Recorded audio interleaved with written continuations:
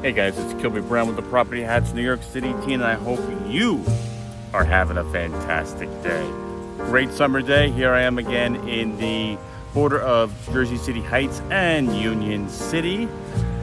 June 29th, fantastic day, beautiful summer day. June 29th is fantastic. Why? It's my birthday. Wish me a happy birthday if you're watching. So, the New York City market opened up last week. I believe the supply right now is about 5,969. The pending sales is about 1,600. The new supply of that just came out into the market was, I believe, at 605 compared to last week's, which was 294.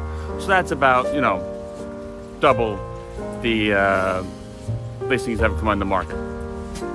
So what does that mean? It means that the market is slowly starting to come back. Slowly, new contract signed, I believe, was 84. So people are just going out, starting to look at houses again, and starting to get a feel on what is going on out in the market. A couple of things to keep in mind. Yesterday, I discussed when I bought my place right around the corner from here, and I thought, oh, maybe I bought them. The market was too high, but then credit dried up afterwards. Well, what's going on now? You have about, I believe, 10% of the mortgages in the country are in forbearance. So what does that mean? That means the banks are a little leery of lending out, and also there's less money in the system because they're not getting the payments, and they have bond debt also to pay. So the money is in the system and they don't want to lend it out. Some banks are offering 30-year, and I'm not a mortgage guy, I'm just, we can discuss this. I can recommend you to mortgage people.